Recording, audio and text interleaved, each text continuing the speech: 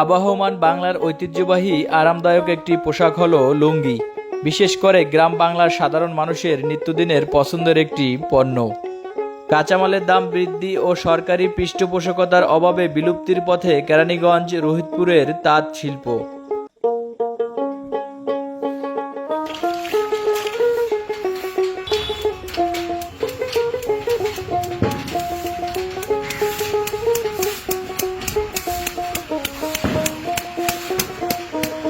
এক সময় তাঁতের খটখট শব্দে মুখরিত ছিল কেরানীগঞ্জ রোহিতপুরের প্রত্যেকটি বাড়ি।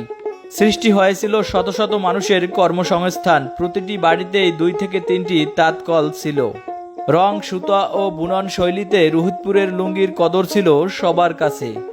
আসসালামু আলাইকুম দর্শক, আমি এই মুহূর্তে আছি বাংলাদেশের বিখ্যাত রোহিতপুরের যে শরীফ লুঙ্গি, সেই শরীফ লুঙ্গি কিভাবে তৈরি হয় সেটাই আপনাদেরকে দেখাবার জন্য আমরা চলে এসেছি। লুঙ্গির বাজার মূল্যের চেয়ে উৎপাদন খরচ বেশি হওয়ায় লোকসানের মুখে পড়ে যায় ব্যবসায়ীরা। এ কারণে ধীরে ধীরে সিংহভাগ তাঁত শিল্প বন্ধ হয়ে যায়। বর্তমানে অল্প সংখ্যক তাঁতিরা এই শিল্পকে এখনও বাঁচিয়ে রেখেছেন।